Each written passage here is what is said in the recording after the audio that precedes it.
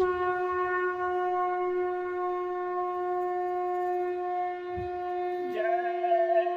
गुरुदेव। जय गुरुदेव।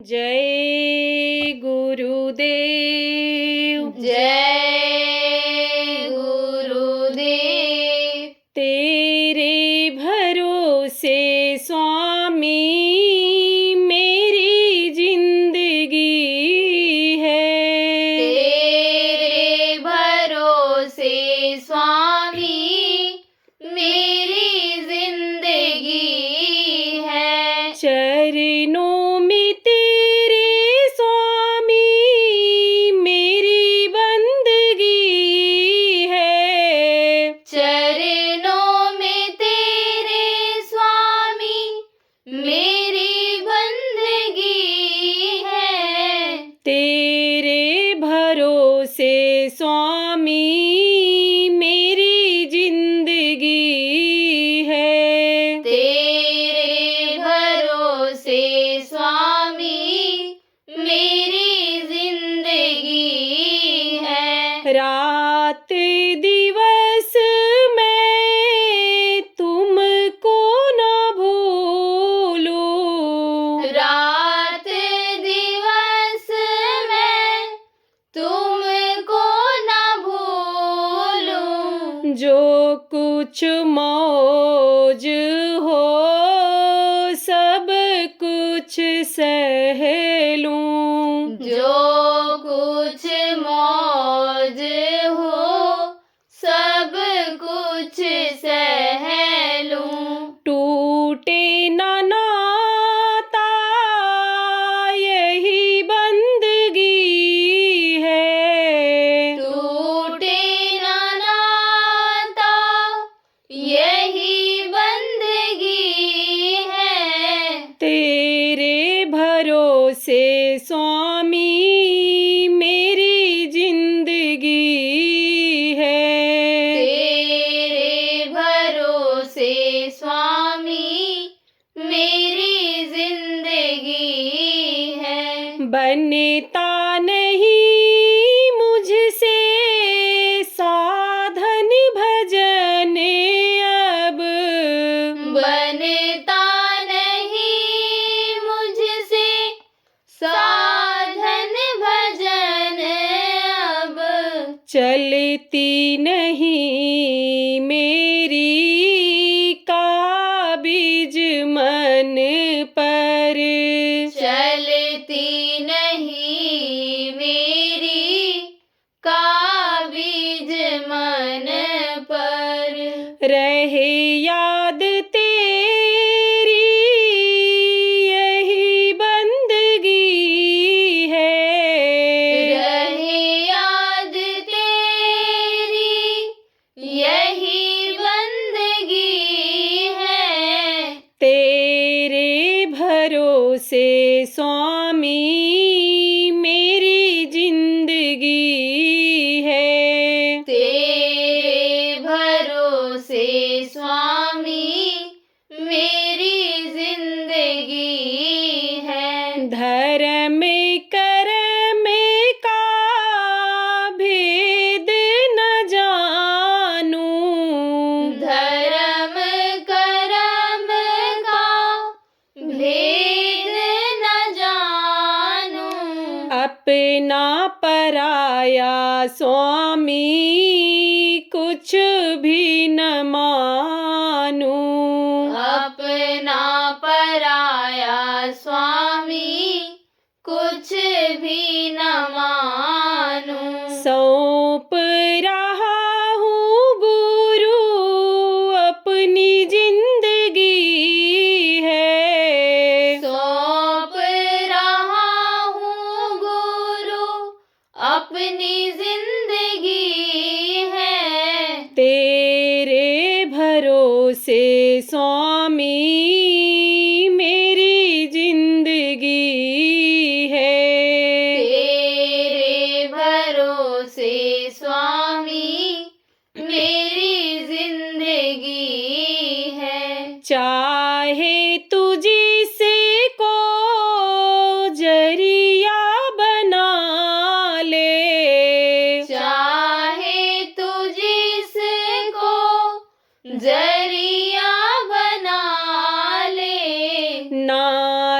को चाहे तू दरिया बना दे, नाले को चाहे तू दरिया बना दे। बड़े बड़ों की हस्ती मिटी है, बड़े बड़ों की हस्ती मिटी है। तेरे भरोसे स्वामी मेरी जिंदगी है, तेरे भरोसे स्वामी मेरी जिंदगी है। प्रकट रूप तेरा मैं संतों में पाऊं, प्रकट रूप तेरा मैं संतों में पाऊं। जय गुरुदेव स्वामी बलि बलि जाऊं, जय गुरुदेव स्वामी बलि बलि जाऊं। पाने से पहले बड़ी गंदगी है, पाने से पहले बड़ी गंदगी है। तेरे भरोसे स्वामी मेरी जिंदगी है, तेरे भरोसे स्वामी मेरी जिंदगी है। जय गुरुदेव। जय गुरुदेव।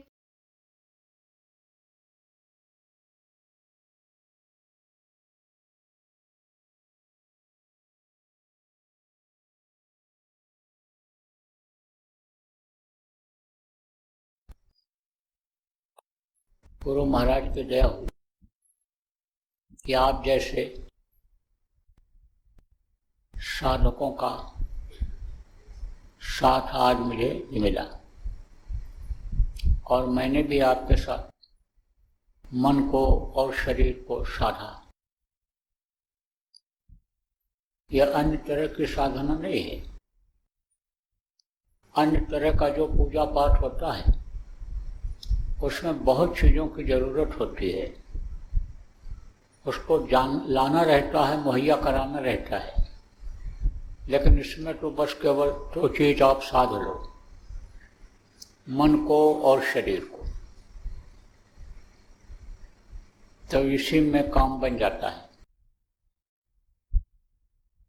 शरीर से बैठने की आदत डालो और मन को रोकने की आदत डालो, तो मन की जब आदत नहीं पड़ती है तब मन शरीर को उठाने लगता है, बैठने के लिए नहीं कहता है। लेकिन जब आदत बन जाती है तो मन भी रुकने लगता है, शरीर भी रुकने लगता है। जैसे छोटे से बच्चे को स्कूल जब भेजते हैं तो जल्दी जाता नहीं है, लेकिन जब ले जाते हैं और छोड़ करके आते हैं, फिर जाते हैं, ले आते हैं, प्यार देते हैं, समझाते हैं, बताते हैं उसको, तब उसके समझ में आ जाता है और फिर स्कूल जाने लगता है। देर हो जाए अगर जाने में, कुछ नाश्ता पानी खाना के मिलने में देर हो जाए सुबह, तो खुद माँ से कहने लगता है, रोने लगता है कि मुझे देर हो जाएगी, मुझे पीछे की सीट मिलेगी, मास्टर जी मुझे डांट लगाएंगे, जल्दी करो। ऐसे ही ये मन जब सट हो जाता है, सध जाता है, तब ये शरीर से ही कहने लगता है जब मौका है अब बैठ जाओ और ध्यान लगा लो, सुमिरन कर लो, भजन कर लो। प्रेमियों, बच्चों एवं बच्चियों, लगे रहना अच्छा होता है। बराबर अगर लगे रहोगे उम्मीद लेकर के बैठोगे तो धीरज धरो, करो विश्वासा, पूर्ण हुई है एक दिन आशा। आशा लेकर के बैठोगे तो पूरी होती है आशा। सच्चा मन, सच्चा दिल, और सच्चे दिल में वो आकर के समा जाता है, बैठ जाता है, इसी में वो दिखाई पड़ता है, इसी में वो मिल जाता है प्रभु। दर्शन इसी मनुष्य शरीर के अंदर घट में ही हो जाता है। लेकिन विश्वास करना पड़ता है। किस पर विश्वास करना पड़ता है? गुरु के ऊपर विश्वास करना पड़ता है। गुरु के बताए हुए रास्ते पर, ये जो सुमिरन ध्यान करने का रास्ता बताते हैं, ये जो नाम बताते हैं, इस पर विश्वास करना पड़ता है। अगर विश्वास के साथ लगे रहोगे तो धीरे धीरे धीरे जब समय आएगा तब काम हो जाएगा। कहा ना, महात्माओं ने समझाया है कि अपने मन को समझाते रहना चाहिए, क्योंकि मन को जब कुछ उम्मीद नहीं बनती है अंदर में रस की, अंदर में जब देखता सुनता नहीं है, कोई चीज़ ऊपर नहीं बढ़ पाता है, जहाँ पर है वहीं पर रह जाता है, इसी शरीर के अंदर में ही रह जाता है, तब वो धीरे धीरे उम्मीद को खत्म करने लगता है, निराश हो जाता है, मनुष्य को भी निराश करता है। लेकिन कहा गया धीरे धीरे रे मना, धीरे ही सब होए, माली सींचे बाग को, ऋतु आए फल होए। माली क्या करता है? बगीचे को सींचता रहता है। पेड़ लगाया कोई तो तुरंत फल तो देता नहीं है, सिंचाई करता रहता है, गुड़ाई करता रहता है, देखभाल करता रहता है उसकी, और जब समय आता है तब फल मिलता है। जैसे आम का फल है, इमली का फल है, बेर का फल है, शरीफा का फल है, कोई भी फल हो, समय से उसमें आता है, उसका फल समय से मिलता है। तो समय जब आएगा तब आपको भी तो रोज बैठने का फल मिल जाएगा। सेवा का, भजन का, सत्संग का ये जो फल होता है ये आपको मिल जाएगा। तो समय कब आएगा इसका? समय तो तब आएगा जब कर्म कटेंगे, अंतःकरण साफ होगा। अंतःकरण किसको कहते हैं? जहाँ पर आप इस शरीर से अच्छा बुरा कर्म करते हो, इसी शरीर के अंदर में जहाँ पर ये जीवात्मा बैठी हुई है, इन्हीं दोनों आँखों के बीच में, वहाँ पर अंतःकरण है। उस अंतःकरण में जमा हो जाता है, और अंतःकरण में जब ये कर्म जमा हो जाते हैं तब वो जो जीवात्मा जिसमें डाली गई जो सुराख है वो बंद हो जाता है। अब जब वो हटेगा, वो कर्म कटेंगे, जब ये पाप पुण्य दोनों नाशे, जब ये दोनों खत्म होंगे, तब पावे ममपुर बासय। ममपुर बासय किसको कहते हैं? अपना घर, अपना बासा, अपना स्थान, जहाँ पर ये जीवात्मा रहती थी, जहाँ से आई है, तब वो स्थान मिलता है। तो साफ कैसे होगा अंतःकरण? रोज रोज बैठने से, रोज रोज कर्मों की सफाई करने से यह साफ होता है। अब ये कर्म आते कैसे हैं यह भी आपको बता दें। कर्म की सफाई करने के लिए तो सेवा भजन बताया गया, सत्संग बताया गया, बराबर सुनते रहो। सत्संग की चोट जब मन पर पड़ती रहेगी तब मन इससे कोई बुरा कर्म नहीं कराएगा, इससे कोई गंदी चीज मुंह से नहीं खिलाएगा, वो होशियार रहेगा। देखो मन ही तो कहता है, तब ध्यान नहीं देते हो कि कैसा अन्न है। चोरी करके कोई लाया, ठगी करके कोई लाया, कैसे कोई लाया, मांसाहारी है कि शराबी है कि कैसा है।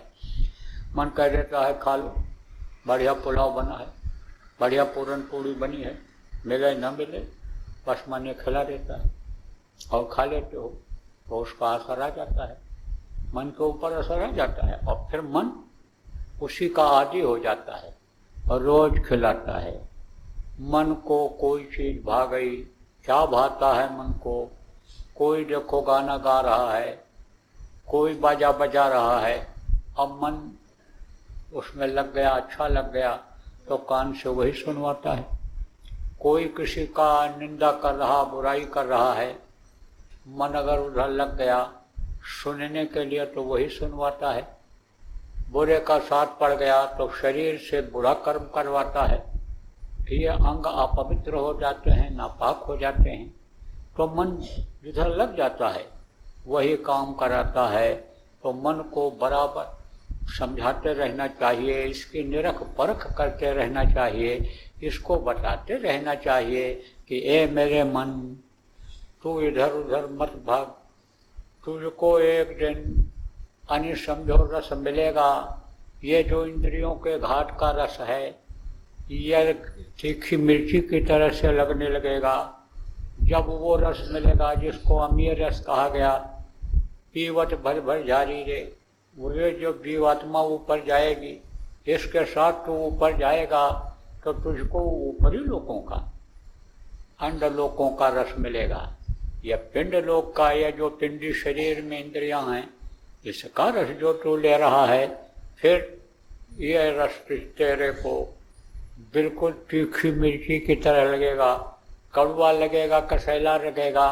मन को बराबर समझाते रहो, लेकिन निरख परख बराबर बनाए रखो। साध का संग मांगो, साध संग मोह दीजिए, परम गुरु दातार। अच्छे का साथ करो, बुरे का साथ छोड़ो, लोभ लालच कम करो। जर जमीन जोरू किसको कहते हैं? जर यानी समझो संपत्ति को कहते हैं। जमीन किसको कहते हैं? ये धरती खेती जहाँ करते हो। जोरू किसको कहते हैं? औरत को कहते हैं। इसका मोह कम करो और उधर की तरफ लगो। किधर की तरफ? प्रभु की तरफ। उसका मोह ज़्यादा करो, उसको पाने की इच्छा ज़्यादा अपने अंदर बनाओ। और गुरु जो समर्थ होते हैं जब मिल जाते हैं तो गुरु को याद करो, प्रार्थना करो और ये संकल्पना करके बैठो कि मेरे गुरु दातार यानी ममता द्वारे खड़ा, मेरे प्यारे गुरु दातार ममता द्वारे खड़ा, आपके दरवाजे पर मैं खड़ा हूँ। दया करो, मेहर करो, मुझे ले चलो। आप अगर साथ दे दोगे तो हमको रास्ते में कोई नहीं रोकेगा, हमारे कर्म भी कटेंगे। हमको बुद्धि दो, उसी तरह से हम काम करें बराबर। यह प्रार्थना समर्थ गुरु जब मिल जाए, उनसे नाम रूपी रत्न मिल जाए, तब बराबर प्रार्थना करते रहना चाहिए। और आप ये समझो कि ऐसे असर से, संग दोष से, अष्टांग दोष से, अष्टांग का भी दोष लग जाता है। देखो साथ ऐसे का पड़ जाए कि असलहा हाथ में हो। असलहा किसको कहते हैं? बंदूक, छुरी, तलवार, तीर धनुष। ये क्या है? असलहा है। ये सब क्या करते हैं? हिंसा और हत्या करते हैं। अब उसको अगर लिए रहो और कहीं क्रोध आ गया तो फट से उसको आप तला दोगे, बर्दाश्त नहीं कर पाओगे। अब साथ पड़ गया उसका, आप पे समझो बुरे का साथ पड़ गया, तो बार बार जब उसकी बुराइयों को देखते रहो तो किसी न किसी दिन मन ये फिसल जाएगा। कितना भी कोशिश करोगे लेकिन यह मन मानेगा नहीं। इसी तरह से स्थान का भी असर होता है। मान लो ऐसी जगह पर आदमी बैठता है कि जहाँ पर कसाई का कसाई खाना है और वो जानवरों को काट रहा है, मार रहा है, तो कितना भी दयालु हो लेकिन उसकी दया खत्म हो जाती है। तो स्थान का भी असर होता है और अन्न का तो असर बहुत ज़्यादा होता है। भीष्म पितामह जैसे कि बुद्धि अन्न के दोष से खराब हो गई थी। भीष्म पितामह योगी थे, बाणों की शैया पर लेटे हुए थे। बाण एक तरफ से ऐसे लगे हुए थे, तीर लगे हुए थे, उस पर लेटे हुए थे। कब? जब उनका आखिरी वक्त आया था। सबका आखिरी वक्त आएगा, हमारा आपका सबका आएगा। जो जो लोग इस मृतलोक में जन्म लिए हैं, चाहे तो हों, पेड़ और पौधे जन्मते हैं वो भी गिर जाते हैं, पशु पक्षी जन्म लेते हैं वो भी मर जाते हैं, आदमी की भी मृत्यु हो जाती है। तो आखिरी वक्त सबका आता है। तो आखिरी वक्त जब आया भीष्म पितामह का, तो बाणों पर लेटे हुए थे। तो उस समय पर सब मोह माया खत्म हो जाता है। उस वक्त पर तो जब तकलीफ होती है प्राण निकलते समय, तब भगवान को याद करता है, तब उसको याद करता है। लेकिन अब पछताए होत क्या, जब चिड़िया चुग गई खेत, समय निकाल दिया, उम्र को चिड़िया जैसी खा गई, उम्र खत्म हो गई, तब अब क्या हो सकता है। अब तो दयो आलसी पुकारा, हे प्रभु बाप दया करो, किसी तरह से अभी शरीर से छुटकारा दो, बड़ी पीड़ा हो रही है, बड़ा दर्द हो रहा है चिंताओं के समय। तो उस समय तो भगवान को याद करता है और अच्छी अच्छी बात बताता है। ज्ञान किसको कहते हैं? जानकारी को कहते हैं। जैसे खेती करना एक जानकारी है, दुकान करना एक जानकारी है, कल कारखाना चलाना जानकारी है, रोटी बनाना, साग सब्जी बनाना, मिठाई बनाना, यह भी एक ज्ञान है, एक जानकारी है। तो लोग क्या करते हैं, आखिरी वक्त पर उपदेश करते थे पहले। उनको जो ज्ञान रहता था दूसरों को बता करके जाते थे।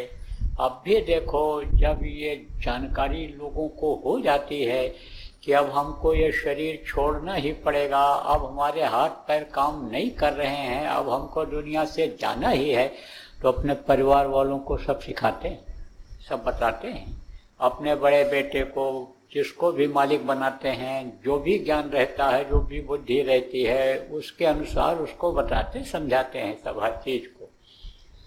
तो ये भी ज्ञान का उपदेश कर रहे थे, तो द्रौपदी ने हंस दिया। तब भीष्म पूछे, द्रौपदी तो क्यों हंस रही है? बोले ऐसे ही महाराज हंस दिया। तो द्रौपदी ने कहा महाराज ऐसे ही हंस दिया। भीष्म ने कहा नहीं, तेरे हंसने में बहुत बड़ा राज हुआ करता है। द्रौपदी हंस करके तो तूने महाभारत करा दिया, बोल अब क्यों हंस रही है? तब द्रौपदी ने कहा कि इस समय तो आप बहुत अच्छी अच्छी बात बता रहे हो, ज्ञान की बातें बता रहे हो, उपदेश कर रहे हो, लेकिन यह ज्ञान आपका उस समय कहाँ चला गया था कि जब दुशासन भरी सभा में हमको नंगी कर रहा था, सिर खींच रहा था। तब उन्होंने कहा, द्रौपदी तो ठीक कह रही, उस समय मेरी बुद्धि भ्रष्ट हो गई थी, बुद्धि खराब हो गई थी, इसलिए मैं तुम्हारी लाज नहीं बचा पाया। और बुद्धि क्यों खराब हुई? उन्होंने खुद बताया कि दुर्योधन पापी का अन्न खा रहा था, पापी का कमाया हुआ अन्न खा रहा था, इसलिए मेरी बुद्धि भ्रष्ट हो गई थी। तो कहा गया, जैसा खाओ अन्न वैसा होवे मन, जैसा पियो पानी वैसे होवे वाणी। तो एक दिन क्या हुआ कि चोरों ने किया चोरी किया, तो उसमें अनाज उठा करके ले आए। फिर चोरों ने सलाह किया कि भाई 6 बोरा अनाज मिला है, अब 1 बोरा इसमें से खर्च कर दिया जाए तो ये पाप क्षमा हो जाएगा। अब उनको क्या पता कि पाप क्षमा कैसे होता है, कौन करता है, लेकिन उनके दिमाग में यही था कि दूसरे को खिला दोगे तो पाप पट जाएगा। मतलब ये आप समझो, पापी के आंखों में मिला करके बात करोगे तो भी कर्मों का आदान प्रदान होगा, स्पर्श करोगे, उसको छूओगे तो भी कर्मों का आदान प्रदान होगा, उसके साथ बैठ के खाओगे, उसके साथ रहोगे तो भी कर्मों का आदान प्रदान होगा, यानी उसके यहाँ खा पी लोगे उसका असर आएगा। कैसे आता है ये बताता हूँ अभी आप। तो भंडारा किया उन लोगों ने, और बड़े बड़े लोगों को, साधुओं को जो थे उनको निमंत्रण दिया। जिन लोगों को जानकारी नहीं थी इन चीज़ों की, वो तो चले गए हलवा पूड़ी खाने के लिए। और महात्मा जी के आश्रम पर भी खबर आई तो महात्मा जी ने किसी से कहा नहीं, और किसी से कहते तो लोग जाते, सुनाई तो पड़ा भोज है, भंडारा है। तो कोई भी कार्यक्रम होता है आपके यहाँ देखो, चाहे शादी ब्याह हो, चाहे मुंडन छिंदन हो, चाहे जो भी हो, तो उसमें कोई मीठी चीज़ बनती है और रोज़ जो बनाते हो उससे अलग कोई अच्छी चीज़ बनाते हो बनती है, तो लोग उन चीज़ों को खाने के लिए जाते थे। तो इनके यहाँ से तो कोई गया नहीं, महात्मा जी के यहाँ से। लेकिन वो मोदी गया, वो पठान गया, और पठान जब खाया अन्न को तो जैसे कोई जहर खा ले तो उसका असर आने लग जाता है। जैसे कोई मादक चीज़ खा ले कि जिसमें नशा हो तो उसका असर धीरे धीरे आने लग जाता है। इसी तरह से अन्न का असर आने लगा। रास्ते में सोचा उसने, कहा बहुत दिन हो गया खिलाते खिलाते, अब इनको क्या खिलाना, अब हम इनको नहीं खिलाएंगे, अब राशन नहीं भेजेंगे आश्रम पर। महात्मा जी जहाँ रहते हैं वहाँ अब हम कुछ नहीं करेंगे। घर पर आया, अपनी औरत से बोला कि अब कुछ नहीं भेजना है, आश्रम पर कुछ नहीं देना है। औरत ने कहा क्यों, क्या हो गया? बोला बहुत दिन हो गया खिलाते खिलाते, बहुत चला गया सब सामान, अब क्या कुछ नहीं हो गया? उसने कहा बंद मत करना, एक की जगह 2 दुकान का सामान आ गया, इसमें बिक्री बढ़ गई, आमदनी बढ़ गई, दुकान ने ही घर अच्छा बनवा दिया, लड़का लड़की का शादी करवा दिया, अब बंद मत करना, देना बंद मत करना। चुप हो गया। फिर दूसरे दिन गया ही नहीं। देखो असर कितना देर तक रहता है। दूसरे दिन सत्संग में गया ही नहीं, जबकि रोज जाता था, और रोज जाता था उधर, प्रणाम करके आता था महात्मा जी को सुबह, गया ही नहीं। पान का बड़ा असर होता है, इसलिए थोड़ा ध्यान रखना चाहिए, और आशा उम्मीद कभी खत्म नहीं करना चाहिए, लगे रहना चाहिए। देखो प्रेमियों, यह ऐसा रास्ता है ध्यान भजन सुमिरन का, यह 5 नाम ऐसा है कि जो यहाँ भी आपका काम बनाएगा, यहाँ भी सुख शांति लाएगा, यहाँ भी धन पुत्र परिवार में कमी नहीं होने देगा, और जब शरीर छूटेगा तब वहाँ भी आपके एक काम आएगा। इसलिए एक ही साधे सब सद है, सब साधे सब जाए, एक इसी को साध लो तो इसी से सब सद जाएगा, सब काम बन जाएगा।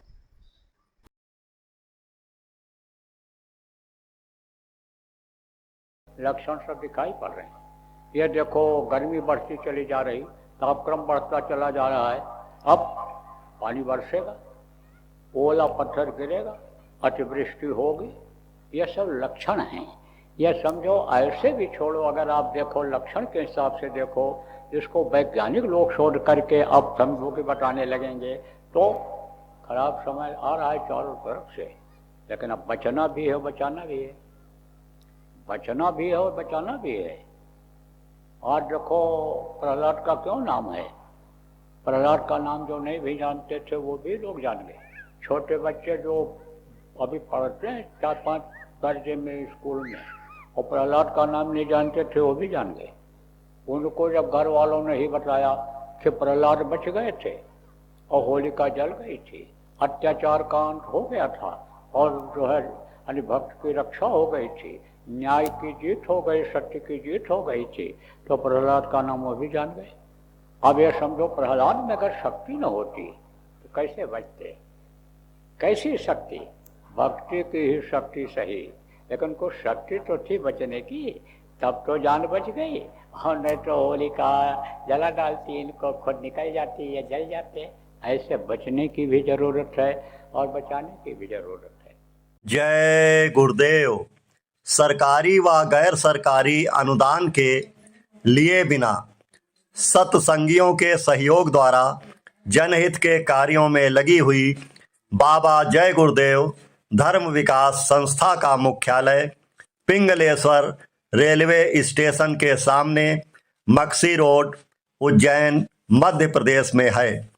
यहाँ पर सत्संग व नामदान का कार्यक्रम होता रहता है। अतः आप श्रोताओं से अनुरोध है कि बाबा उमाकांत जी महाराज के आश्रम उज्जैन एक बार परिवार सहित जरूर पधारिएगा। आपके सुझाव के लिए व्हाट्सएप नंबर 9575600700। जय गुरुदेव, जय गुरुदेव।